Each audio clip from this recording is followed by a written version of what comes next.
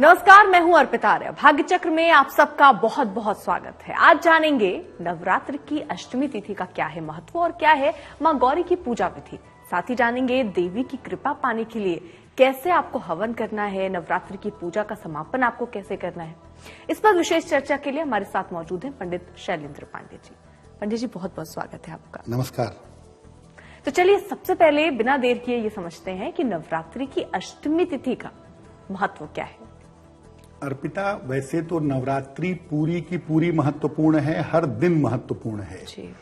लेकिन पूरी नवरात्रि में अष्टमी तिथि और नवमी तिथि सबसे ज्यादा महत्वपूर्ण मानी जाती है पूरे 9 दिन के बीच में।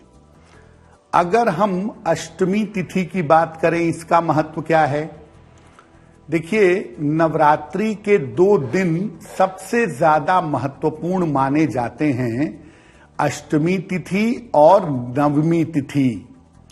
अष्टमी तिथि को माता महागौरी की उपासना की जाती है और नवमी तिथि को माता सिद्धिदात्री की उपासना की जाती है। अष्टमी तिथि इतनी ज्यादा महत्वपूर्ण है कि जो लोग पूरे 9 दिन का उपवास नहीं रखते, ऐसे लोग भी अष्टमी तिथि का विशेष उपवास रखते हैं। इसके अलावा ज्यादातर जगहों पर अष्टमी तिथि पर कन्या पूजन का प्रावधान भी है, कन्या पूजा भी की जाती है। नवरात्रि की अष्टमी तिथि पर अगर आप उपासना करते हैं, अगर आप पूजा करते हैं, तो इससे आपको मनचाहे विवाह का वरदान मिलता है। और इस बार अष्टमी तिथि की पूजा 22 अक्टूबर को की जाएगी। अष्टमी तिथि पर मुख्यतः नव दुर्गा के 8वें स्वरूप के रूप में माता महागौरी की पूजा की जाती है, जिनकी पूजा करने से शीघ्र विवाह का और मनचाहे विवाह का वरदान प्राप्त होता है। तो माता महागौरी की पूजा करके आप नवरात्रि की अष्टमी तिथि मना सकते हैं। बिल्कुल। और अब समझते हैं कि क्या है मां गौरी की पूजा की सही विधि। अर्पिता, माता गौरी की पूजा से 2 तरह के विशिष्ट फायदे होते हैं। एक तो गौरी का स्वरूप ही वो स्वरूप है जब उन्हें शिव जी के दर्शन हुए, यानी इस स्वरूप में साधना पूर्ण हो जाती है।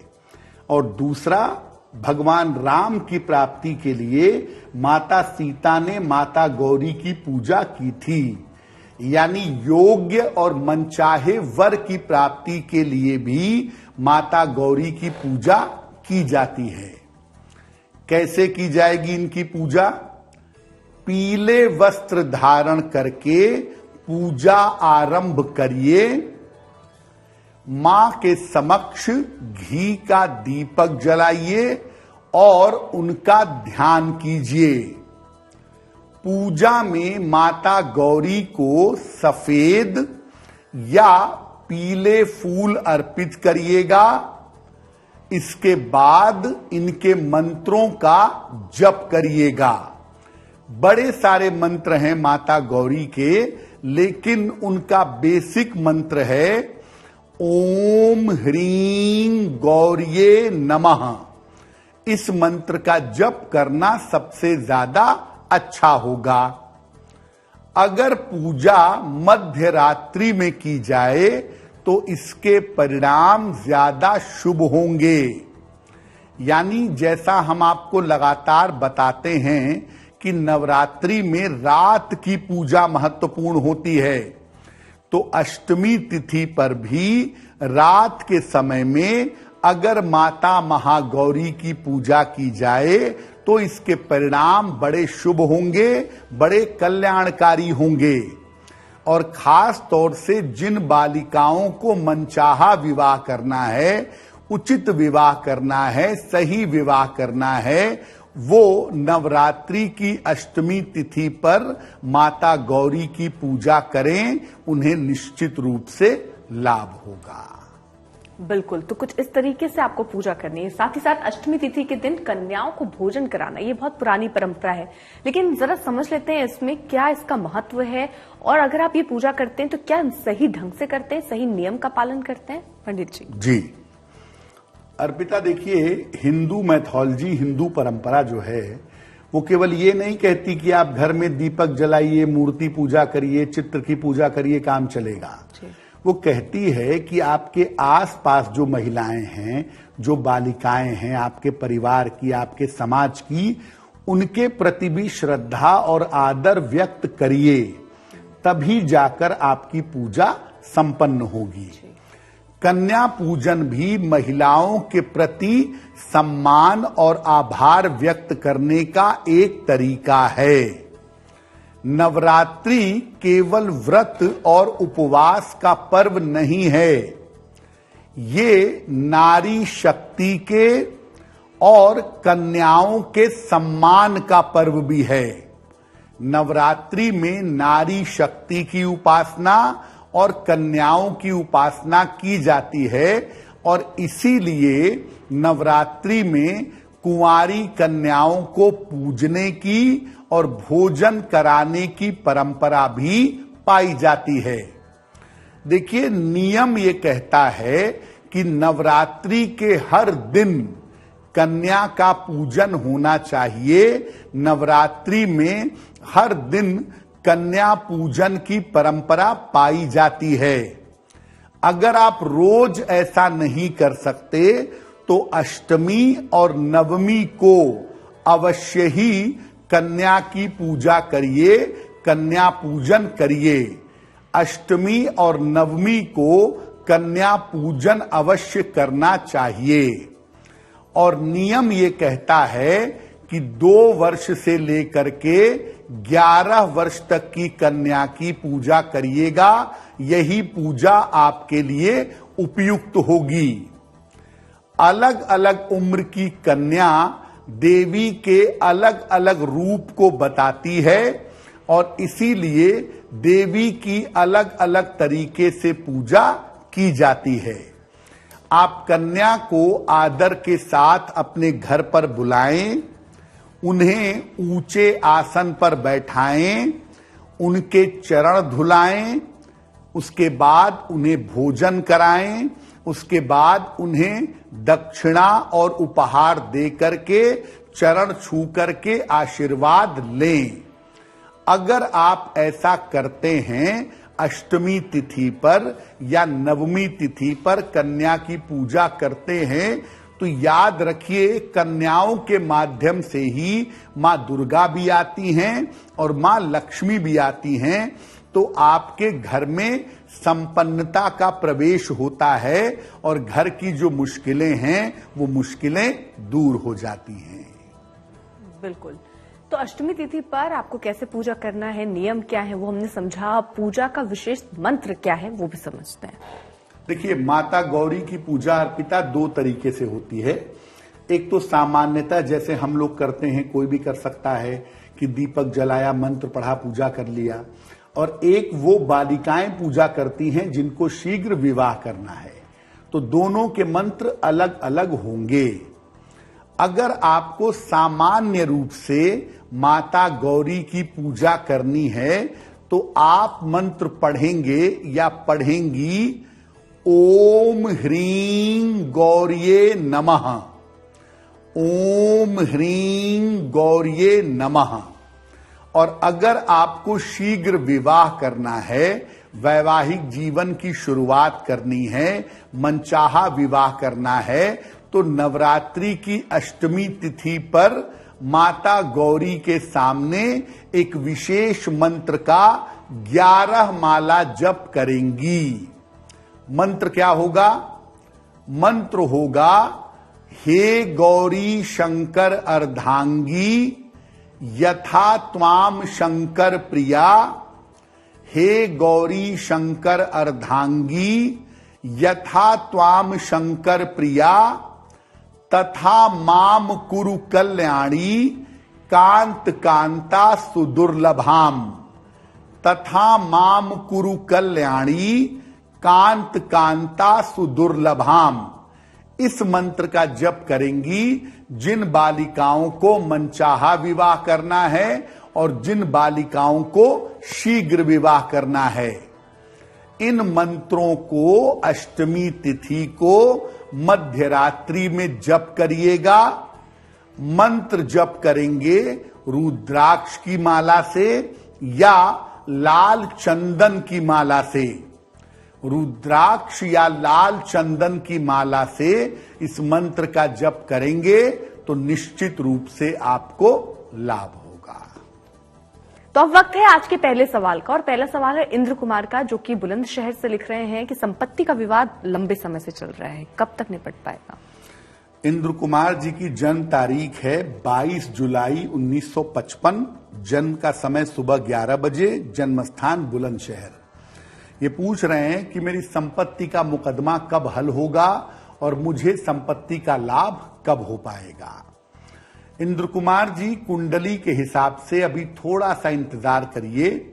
2025 के मार्च के बाद शनि के राशि परिवर्तन करने पर आपकी संपत्ति का मुकदमा हल होगा और इसके बाद आपसी सुलह समझौते से आप इस मामले को निपटा करके अपनी प्रॉपर्टी बनवा पाएंगे। किसी तरह की जल्दबाजी, किसी तरह का विवाद या झगड़ा आदि करने का प्रयास मत करिएगा, वरना आप मुश्किल में आ सकते हैं। क्या उपाय करेंगे? फिलहाल आप ऐसा करें, रोज सुबह और रोज शाम एक एक बार संकट मोचन हनुमानाष्टक, संकट मोचन हनुमानाष्टक का पाठ नित्य प्रातः सुबह और शाम दोनों समय आपको करना है। और हर मंगलवार को हनुमान जी के मंदिर जाकर के उन्हें लाल फूल अर्पित करके आपको प्रार्थना करना है। इससे आपकी मुश्किलें हल हो जाएंगी। अब बढ़ रहे हैं आगे। अष्टमी के बाद जरा समझते हैं नौमी तिथि पर देवी के किस स्वरूप की पूजा होती है और उसकी महिमा क्या कहती है। जी, जैसा पिता हमने पहले बात की कि नवरात्रि की 2 तिथियां बहुत महत्वपूर्ण हैं, एक अष्टमी की है और एक नवमी की है। नवमी और ज्यादा महत्वपूर्ण इसलिए भी है क्योंकि ये नवरात्रि की अंतिम तिथि है और इसी तिथि पर हम नवरात्रि का समापन करते हैं, देवी की विशेष पूजा करते हैं और यहां से जाकर के नवरात्रि समाप्त हो जाती है। नवरात्रि की नवमी तिथि पर 9वें दिन माता सिद्धिदात्री की पूजा होती है। इनकी पूजा उपासना करने से समस्त प्रकार की मनोकामनाएं पूरी होती हैं। नवमी के दिन अगर आप केवल इन्हीं की पूजा कर लें तो व्यक्ति को संपूर्ण देवियों की पूजा का फल मिल सकता है। जो बाकी 8 देवियां हैं, माता शैलपुत्री, ब्रह्मचारिणी, चंद्रघंटा, कूष्मांडा, स्कंद माता, कात्यायनी, कालरात्रि, महागौरी, इन सब का स्वरूप माता सिद्धिदात्री के अंदर समाहित है। इसीलिए जब आप नवमी पर इनकी पूजा करते हैं तो समस्त देवियों की कृपा आपको प्राप्त होती है। सारी देवियों की शक्ति इनके अंदर समाहित है। ऐसा हो सकता है कि नवरात्रि में आप 8 दिनों तक पूजा उपासना न कर पाए हों। ऐसी स्थिति में भी अगर आप नवमी तिथि पर पूजा करते हैं तो निश्चित रूप से देवी का विशेष आशीर्वाद आपको जीवन में प्राप्त होता है।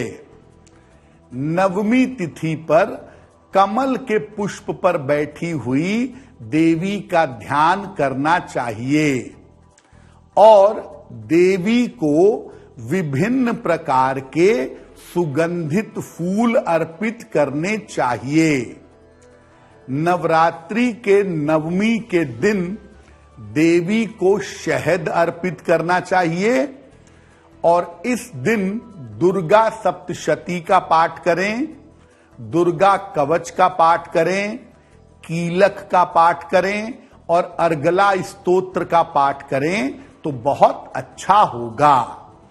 अब हो सकता है कि दुर्गा सप्तशती आपको कठिन लगे। ऐसी स्थिति में दुर्गा सप्तशती के प्रथम अध्याय का पाठ करना भी पर्याप्त होगा। साथ में कवच, कीलक और अर्गला का पाठ करिए, वो अच्छा रहेगा। इतना भी नहीं कर सकते तो ओम दुम दुर्गाय नमः, ओम दुम दुर्गाय नमः, इस मंत्र का जप आप नवमी तिथि पर करिएगा। नवरात्रि की नवमी तिथि पर नवरात्रि की संपूर्णता के लिए हवन किया जाता है, और जब हवन किया जाता है तब जाकर के नवरात्रि संपूर्ण मानी जाती है। इसके बाद से आपकी नवरात्रि की पूजा समाप्त हो जाती है। इस बार नवमी तिथि की पूजा उपासना 23 अक्टूबर को की जाएगी, यानी 23 अक्टूबर को आप महानवमी की पूजा करेंगे और 23 अक्टूबर को ही नवरात्रि के समापन के लिए हवन भी जरूर करेंगे। आप समझते हैं कि देवी की कृपा के लिए हवन कैसे करेंगे? अर्पिता, हवन करना बहुत आसान है, बड़ा सरल है, हम आगे आपको बताएंगे। लेकिन नवरात्रि के अंतिम दिन हवन जरूर करना चाहिए। हालांकि ऐसा नहीं है कि हवन करने से व्रत समाप्त हो जाएगा। जो लोग 9 दिन व्रत रखते हैं वो हवन के बाद व्रत समाप्त नहीं करेंगे, वो व्रत समाप्त करेंगे दशमी तिथि पर 9 दिन पूरा होने के बाद। और जो केवल अष्टमी पर व्रत रखते हैं वो नवमी पर हवन के बाद अपना व्रत समाप्त कर सकते हैं। तो अब हवन कैसे किया जाए? हवन कुंड में लकड़ी जलाइए। आम की लकड़ी सबसे अच्छी मानी जाती है। आम की लकड़ी जलाइए या सामान्य लकड़ी जलाइए। पहले 5 बार घी की आहुतियां देंगे। पहले 5 बार आप घी डालिए अग्नि में, भगवान का, देवी का नाम लेकर के। फिर 108 बार हवन सामग्री से आहुति देंगे। और आप बहुत सारे मंत्रों का प्रयोग कर सकते हैं। आप चाहें तो गायत्री मंत्र से हवन कर सकते हैं। आप चाहें तो नवार्ड मंत्र से ऐं रीं क्लीं चामुंडाय विच्चे स्वाहा, इस मंत्र से हवन कर सकते हैं। ओम दुंग दुर्गाय स्वाहा, इस मंत्र से हवन कर सकते हैं, या गायत्री मंत्र से हवन कर सकते हैं।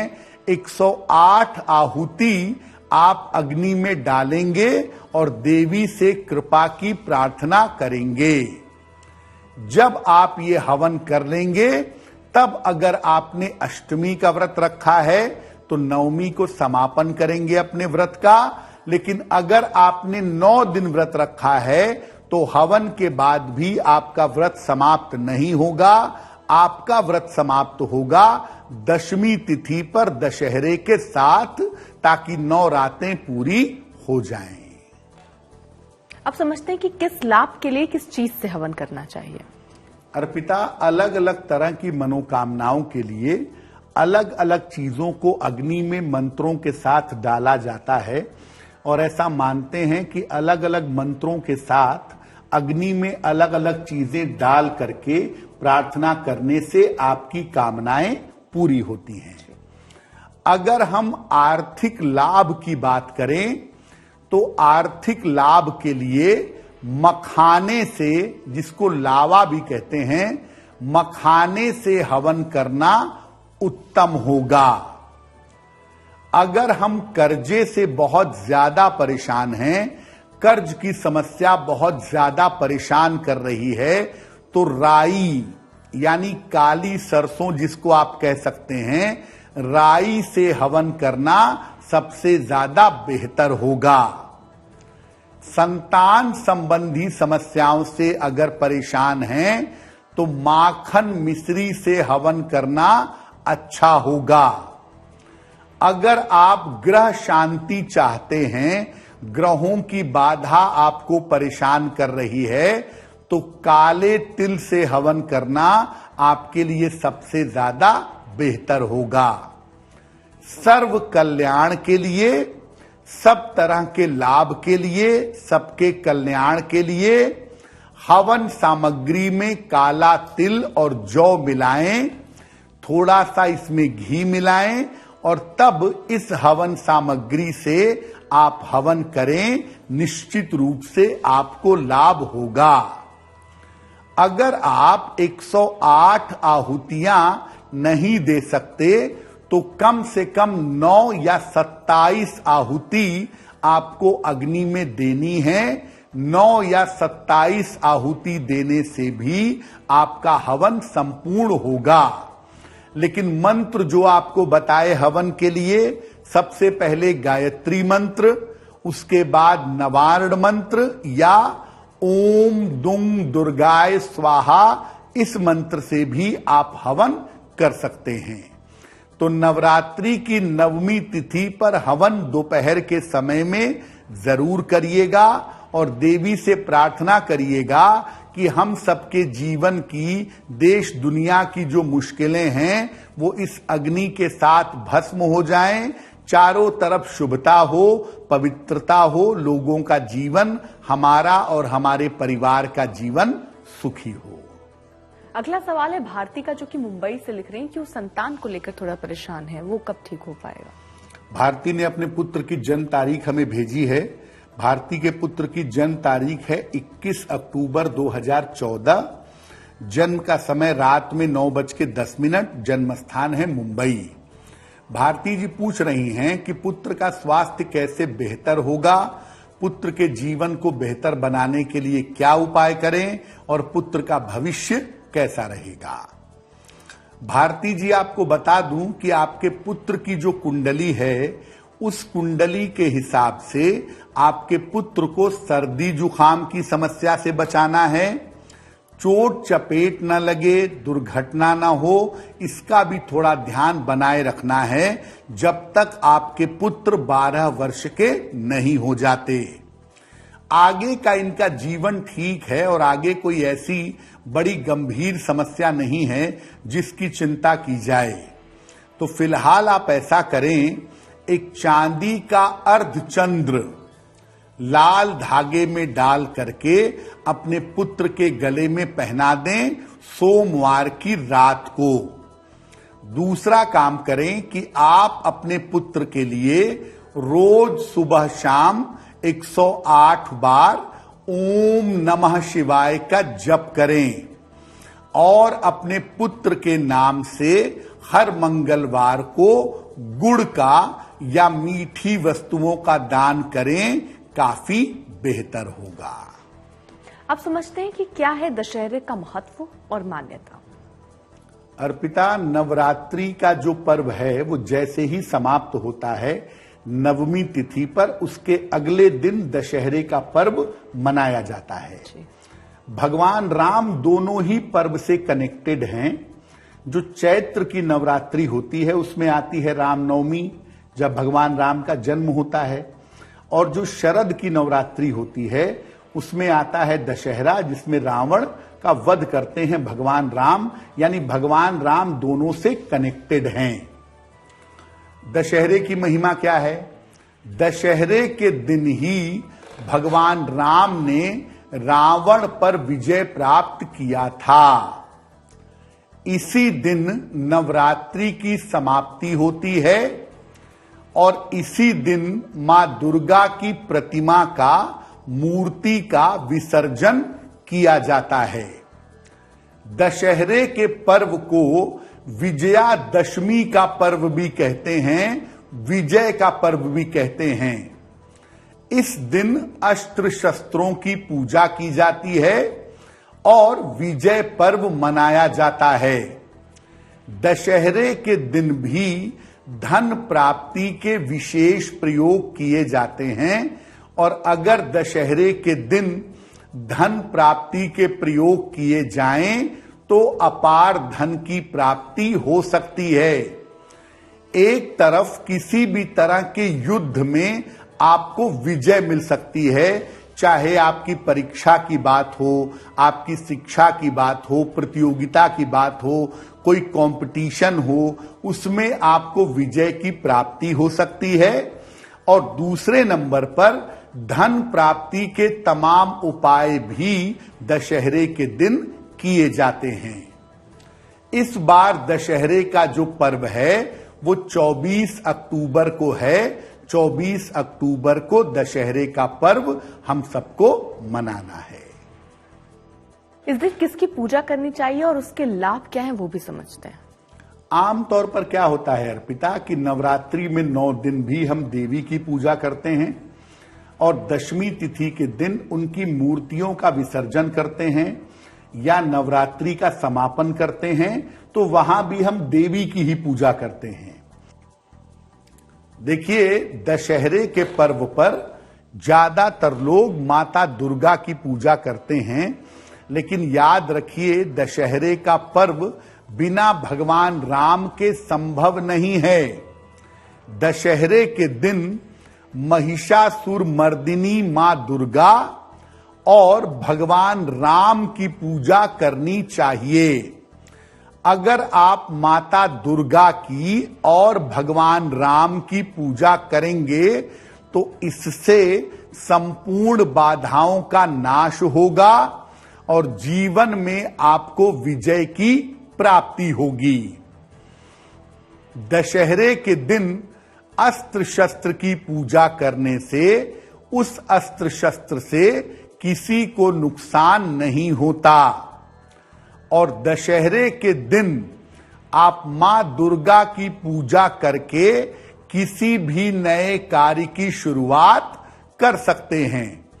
आम तौर पर दशहरे का पर्व आता है चातुर्मास के अंतर्गत, तो चातुर्मास में वैसे नए और शुभ कार्य करने की मनाही होती है, लेकिन विशेष आवश्यकता पड़ने पर दशहरे पर मां दुर्गा की पूजा करके आप शुभ काम कर सकते हैं। अगर आप नवग्रहों को नियंत्रित करना चाहते हैं तो इसके लिए भी दशहरे की पूजा अद्भुत होती है। तो दशहरे के दिन आप विजय प्राप्त करने के उपाय कर सकते हैं और दशहरे के दिन मां दुर्गा की पूजा करने के बाद आप नए कार्यों की शुरुआत भी कर सकते हैं। अब अगला सवाल है राकेश जी का, उत्तर प्रदेश से लिख रहे हैं कि नई नौकरी उनको अभी तक नहीं मिली है, उसके लिए क्या करें। राकेश जी उत्तर प्रदेश से हमें लिखते हैं, बांदा से। राकेश जी की जन्म की तारीख है 30 अप्रैल 1984, शाम को 7 बजे। जन्म स्थान है बांदा। राकेश जी लिख रहे हैं कि मैं नई नौकरी के लिए प्रयत्न कर रहा हूं। एक छोटी सी नौकरी बड़े समय से कर रहा हूं, लेकिन उस नौकरी में कोई लाभ नहीं हो पा रहा है। तो नई नौकरी मुझे कब मिलेगी, मेरा भविष्य कैसा रहेगा। राकेश जी सबसे पहले अपने जन्म स्थान से बाहर निकलिए, क्योंकि बांदा से जन्म स्थान से बाहर निकल करके ही आपको लाभ हो सकेगा। जन्म स्थान से दूर जाने पर आपके सफलता की संभावनाएं ज्यादा हैं और नौकरी के लिए अभी प्रयास करना शुरू करिए। अभी जो समय चल रहा है वो कह रहा है कि मार्च 2024 के पहले आपको नई नौकरी भी मिलेगी और आपका स्थान परिवर्तन भी होगा। तो आप अभी से प्रयत्न करिए नई नौकरी के लिए, स्थान परिवर्तन के लिए। मार्च 24 के पहले आपकी इच्छा पूरी हो जाएगी। फिलहाल आप रोज सुबह सूर्य भगवान को जल चढ़ाइए, सादा पानी, प्लेन वाटर, और रोज शाम को 108 बार शनि मंत्र का जप करिए, ओम शं शनैश्चराय नमः। अगर आप ऐसा करें तो निश्चित रूप से आपको लाभ होगा। तो आप समझते हैं कि कैसे करें नवरात्र की पूजा का समापन, कैसे मनाएं दशहरा। देखिए, दशहरे की जो पूजा होती है अर्पिता, वो मुख्य रूप से मध्य दोपहर के समय में होती है और उसी समय आप अपने नवरात्रि की पूजा का पूरी तरह से समापन कर देते हैं। तो दोपहर के बाद पहले देवी की पहले मां दुर्गा की, उसके बाद श्री राम की पूजा करेंगे।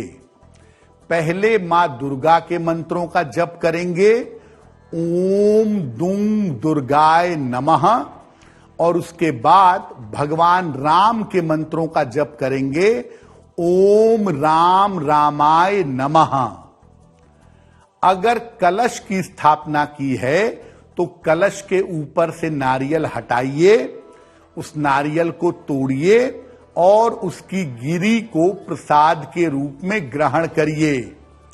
इसके बाद कलश का जल पूरे घर में छिड़क दीजिए ताकि घर की नकारात्मकता समाप्त हो। जिस स्थान पर आपने कलश की स्थापना की थी, जिस स्थान पर नवरात्रि की पूजा की थी, उस स्थान पर एक घी का दीपक जला करके छोड़ दीजिएगा। रात भर ये दीपक वहां पर जलता रहेगा। अगर आप शस्त्र पूजा करना चाहते हैं तो शस्त्र पर तिलक लगाकर रक्षा सूत्र बांधिएगा। और अगर आपके पास शस्त्र नहीं है तो लेखनी, आपकी पेन ही आपकी शस्त्र है। अपने पेन की पूजा भी आप कर सकते हैं। अगर आप लेखक हैं, विद्यार्थी हैं तो ऐसा भी कर सकते हैं। और दूसरा, दशहरे के पर्व पर कुछ भी हो जाए, भगवान राम की पूजा जरूर करिएगा, तभी आपको जीवन में बड़ी से बड़ी मुश्किलों में विजय की प्राप्ति हो पाएगी। तो आप समझते हैं कि दशहरे पर कौन कौन से छोटे छोटे उपाय हैं जो कर लेने चाहिए? अर्पिता, दशहरे पर विजय का वरदान मिल सकता है, रिश्तों की मुश्किल दूर हो सकती है, आपको धन की प्राप्ति हो सकती है। तो आप बहुत छोटे छोटे से उपाय कर सकते हैं जिससे दशहरा आपका कल्याणकारी हो। देवी को जो नारियल आपने अर्पित किया था, वो नारियल एक बार में तोड़ दीजिए और इसको बाद में प्रसाद के रूप में ग्रहण करिए। देवी को जो चुनरी आपने अर्पित की थी, उसमें कुछ सिक्के बांध दें, 1 रुपए के, 2 रुपए के, 5 रुपए के, और ये सिक्के बांध करके चुनरी में अपने पूजा स्थान पर अगली नवरात्रि तक रख लें। अगली नवरात्रि में इन सिक्कों को और चुनरी को दान कर देंगे। पूजा स्थान पर एक घी का दीपक आपको रात भर जलाए रखना है ताकि पूजा की जो पवित्रता है वो पूरे घर में फैल सके। घर के मुख्य द्वार पर एक शमी का पौधा लगाइएगा। दशहरे के दिन शमी का पौधा घर में लाना बड़ा शुभ माना जाता है, और अगर दशहरे के दिन आप शमी का पौधा लाते हैं या लगाते हैं तो आपको धन का अभाव नहीं होगा। तो घर के मुख्य द्वार पर एक शमी का पौधा लगाएं। अगर पौधा है आपके पास तो उसकी पूजा करें, उसके नीचे दीपक जलाएं। एक इमली की टहनी ले आएं, उसको धो करके उसकी पूजा करें और उसे अपने घर में रखें। इससे घर में स्थायी लक्ष्मी का वास होता है। सुहागन स्त्रियों को श्रृंगार की सामग्री भी दशहरे के दिन आप भेंट कर सकते हैं। और दशहरे पर संध्या काल में, शाम के समय में राम रक्षा स्तोत्र का पाठ करें, अपने लिए, पूरे परिवार के लिए। ऐसा करने से आप और आपका परिवार स्वस्थ रहेगा। अगर रावण दहन देखने गए हैं तो घर आकर के स्नान जरूर करिएगा। दहन देख करके घर पे आएं तो स्नान करें, भगवान राम की पूजा करें। और दशहरे के दिन किसी निर्धन व्यक्ति को मीठी चीज का दान करिएगा। कोई भी मिठाई हो उसका दान करेंगे। ये दान करने से आपकी बड़ी से बड़ी समस्या टल जाएगी। पंडित जी, आपने कहा कि अगर रावण दहन देखकर आ रहे हैं उसके बाद स्नान करें। बहुत सारे, अब क्योंकि पहले ऐसा होता था किसी एक ग्राउंड में रावण की प्रतिमा लगी, घर परिवार से, गांव से लोग पूरे पहुंचते थे, लेकिन अब जैसे जैसे भीड़ है, अलग अलग अब तो सोसाइटी में हो जाता है, या लोग अपने घरों के पास में, घर के नीचे छत पे रावण दहन कर लेते हैं। क्या उसका कोई नेगेटिव असर है? क्या ये करना चाहिए? देखिए, रावण दहन जो है वो एक विशेष प्रक्रिया है नकारात्मकता को दूर करने की।